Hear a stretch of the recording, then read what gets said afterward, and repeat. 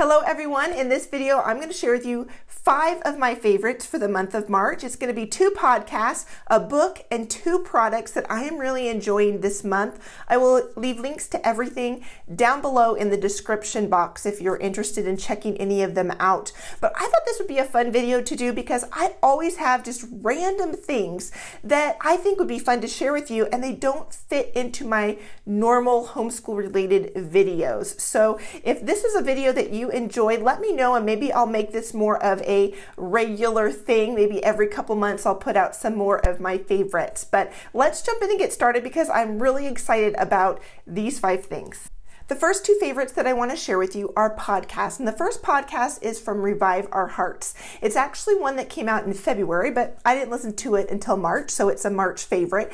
And it is called How to Approach Scripture.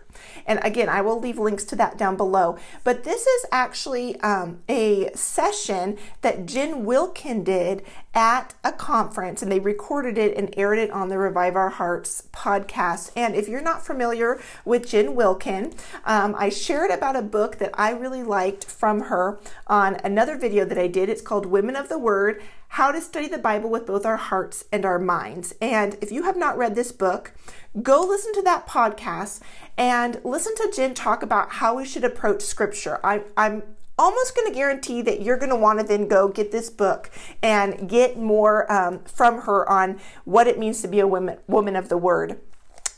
If you've read the book, go listen to the podcast because it is just a great summary and reminder of what Jen teaches in this book. Actually, one of the things that I really enjoyed and in that whole podcast was a little analogy she did, and I'm probably going to mess it up, so you're going to have to go watch, or not watch, but go listen to that podcast for yourself. Again, it's on the Revive Our Hearts podcast, and it's called How to Approach Scripture, but I will link it down below for you.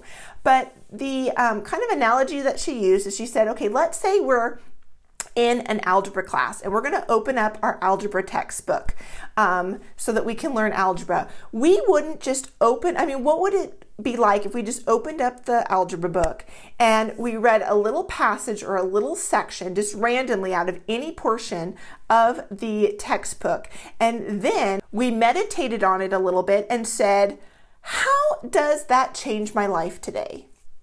And then we close it up. And the next day we do the same thing. We open it up to a random spot, we read a little passage in our algebra textbook and say, how does that change my life today? And then close it back up. At the end of the school year, we are not going to do very well on the algebra test because we don't really know algebra from just opening it up and randomly reading passages and asking how that changes my life today.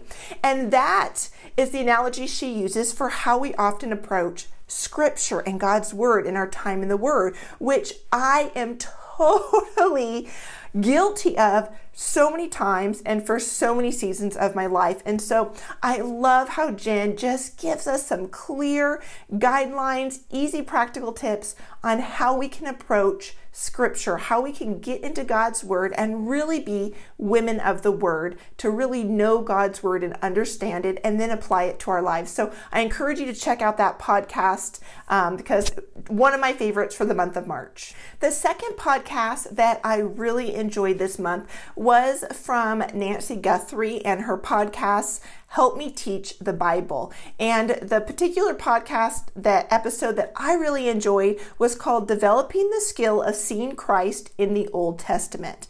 Now, this was not anything new to me. In terms of looking at the Old Testament and trying to find Christ in the Old Testament, this is something that I had heard before. This is something that I have been trying to apply in my study of the Old Testament as I'm reading through the Old Testament again this year, of looking for Christ in the Old Testament. But this podcast, I thought I knew pretty well how to find Christ in the Old Testament. This podcast just blew my mind.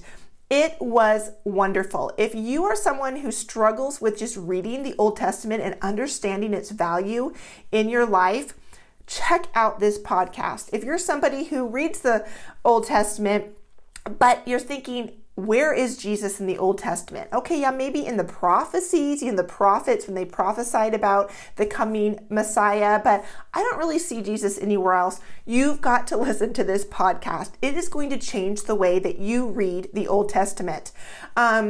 She kind of sets up the podcast by dividing it into two different sections. The first section, she answers the question, why do we want to see Christ in all of Scripture? What is the benefit of seeing Christ in all of Scripture, including the Old Testament? And I think one of the points that she made that I think is so important is it helps us avoid moralism and legalism. I don't know how many times I have done this in my own life. I have done it with my children, but I teach them a Bible story, right, about David and Goliath or whatever other Old Testament Bible story there is, and I make it about moralism and being good. I teach them about David and Goliath, and David was brave and he trusted in God, and we need to be like David and be brave and trust in God. Well, where's Christ? Where's the gospel in that? Yes, we do need to trust God. Yes, God gives us courage that surpasses anything that we could have in and of ourselves. But where is Christ in that story? Where is the gospel? And so seeing that David is like Christ, and we are not like David. We are like the Israelites who are afraid and scared of the enemy, of the Philistines.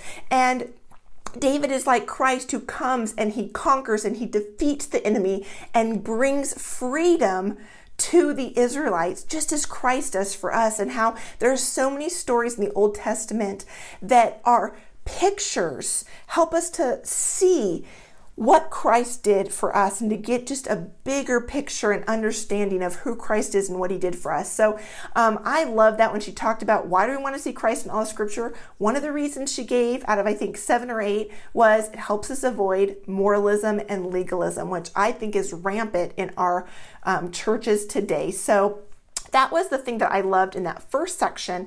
The second section that she talked about was different ways to see Christ in all of Scripture. When we're reading through Scripture, what ways can we be thinking about and implementing and practicing so that we can better see Christ in Scripture? So it was just an excellent podcast, again, from Nancy Guthrie on how help me teach the Bible. And this one was called Developing the Skills of Seeing Christ in the Old Testament. And again, I will link these down below, but another great podcast. All right, my third favorite for the month of March is a book. And I shared about this book on Instagram a little while ago. It is Lies Women Believe and the Truth That Sets Them Free. This is an older edition. So this says it's by Nancy Leigh DeMoss, and that was her name when she wrote this book. She is now married, and there's a new edition out, so it looks different than this cover here, and it now is by Nancy DeMoss Woolgamuth. So again, I will leave links to it down below. I have had this book sitting on my shelf for years. I actually got this book at the same time that I picked up another book that Nancy helped co-author, which is Lies Young Women Believe.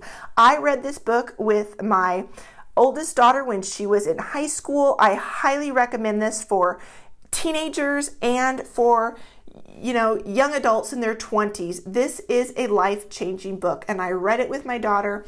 Highly recommend it. But when I got this book, I also picked up Lies Women Believe, and I flipped through it. I have probably read the whole book in little bits and pieces over the last few years. But honestly, I'm just gonna be honest here. I thought, I don't really need this book. I don't really need to read it, because when I opened it up and I read some of those lies that she's saying we believe and we shouldn't believe, I'm going, I know that's a lie. I don't believe that. But it was just something on my shelf, and I just felt the Lord prompting me that this might be a good book to pick up and actually read from the front to the back, cover to cover. And I did, and can I tell you something? I might read those lies and say, I don't believe them. But when Nancy kind of gave examples of how those lies can play out in our lives, wow, was I convicted. I realized that there were a lot of lies that I might not say out loud that that's what I believe, but the way that I was living my life reflected that I really did believe or embrace part of those lies. And so I highly recommend this book. I'm sure the new edition is even better. I think in the new edition, she covers lies about our sexuality as well. But I'm going to go ahead and read some of the chapters in here just to give you an idea of what is covered in this book. And like I said, the new edition, I think, has sexuality in it as well. But she talks about lies that women believe about God, lies women believe about themselves, lies women believe about sin, about priorities, about marriage, about children, about emotions, and about our circumstances. And one of the things that I really appreciated about this book was that Nancy called the lie out. She used scripture to support her, the fact that it was a lie, and she really gave good examples that really made it me realize that while I might not say I believe the lie, it was playing out in my life. So I highly recommend this book. It was what I read this month in the month of March, and really was blessed and encouraged by it. So recommend that to you as well. My last two favorites have nothing to do with anything spiritual whatsoever. They are just two random products that I am loving this month. All right, the first one is this Burts Bees night cream. It is for sensitive skin. Okay, yes, I'm sharing about a night cream here. I don't know if you can see that very well. Maybe I'll insert a picture, but this night cream has really been a blessing to me. And I know that seems so silly, but it really has, because I am so sensitive to scent. There are products that say they're unscented, and they're not unscented. And so when I put them on my face right by my nose, it gives me a headache. It just makes me get stuffy in my nose and make me not feel good. So I have been using another product for a while that was super expensive, and I just can't afford that anymore. So I've been trying out some different things and been really happy with this Burt's Bees night cream for sensitive skin. It really does not have a scent. I mean, everything has some kind of scent, but there really isn't much of a scent to this at all.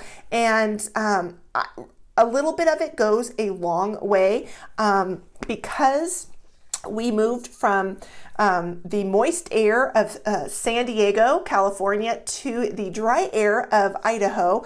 I am finding that my skin is adjusting to winter and more dry air. And so I put this on, I wash my face, I put just a little bit, I mean, seriously, a little bit goes a long way. I put that all over my face, I brush my teeth, and then usually I go back and just get a little bit more and put it over some of the areas where I get, extra dry. But I'm thinking once summer comes, I will not have to apply this twice. So I am really loving this Burt's Bees night cream for sensitive skin. I'm actually also using the same Burt's Bees for sensitive skin, their face wash. I can't even think of, what is it, a cleanser or something like that. I'm using that as well.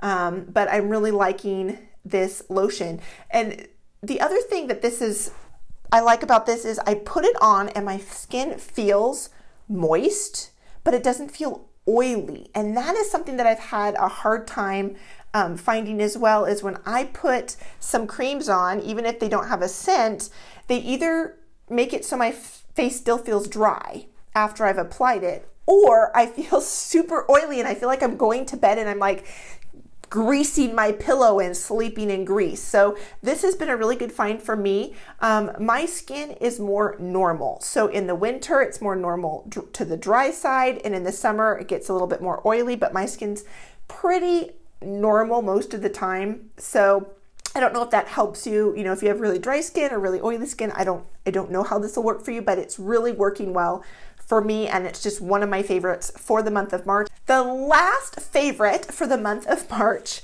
is this belt here. I almost feel silly talking about a belt on YouTube. This is an invisible belt. I know that there's supposedly like an Invisibelt, and I think it's super expensive. I don't know. I didn't even go look at the actual, name brand one. I just picked up this kind of cheaper one. It's from Silver Lily. It came in a pack of 2, so there was a navy and a black one. I picked it up on Amazon in a 2-pack, and I gave the black one to my 14-year-old, and I took this one. I discovered this because two of my friends, my mom and my oldest daughter, who is an adult now, told me at different times about the Invisibelt. And it was when my oldest daughter was here over her Christmas break, and I'm wearing a belt and I'm complaining because it's uncomfortable and I've got the big bulge from the belt buckle, and as I'm leaning against the counter, you know, cooking food and prepping food, the belt buckle is really poking in at me, and it ripped my shirt a little bit, you know, poked a little hole in it, and I was just like, this whole belt thing is not working. I need a belt to hold up my pants, right? But it's uncomfortable and it's causing this like bulge under my shirts. And the other thing with the belts that I normally wear is that, well, my waist doesn't always fit perfectly into the belt. Do you know what I mean? Like there's the little holes in the belt, and it's like one of them is way too tight, but the other one is too loose. And so my belt was either not doing anything because it was on the looser one and it wasn't really helping hold up my pants, which is not a good thing, or it was so darn tight and I just didn't feel comfortable. So my daughter said, Mom, you really need to get an invisible belt. So I did, and I love it. It is super easy to put on. It's elastic and it's adjustable with this little band here. And so I love it because in the morning, it's a little tighter. And as the day goes on and I eat a little bit more, I can loosen it. And this, my shirts lay flat over this, so I don't have that big like bulge sticking out. And there's there's nothing to poke and snag my shirt. So I'm totally loving this invisible belt from Amazon. And so I had to share it with you because I just got it this month and it has been life-changing. And right now as I'm sitting, my pants are not, well, let's just say it's a good thing that this video is like from the waist, from here up, because I had to take my belt off and my pants aren't fitting very well right now. So when I'm done with this video, I'm going to go put my belt back on. But anyways, those are 5 of my favorites for the month of March. I hope that you enjoyed this video, and I would love to know if you have used any of the products that I shared, or if you've listened to those podcasts. Do you enjoy Revive Our Hearts and Help Me Teach the Bible with Nancy Guthrie? Have you listened to those? So share in the comments below, and I'll see you again really soon. Bye-bye.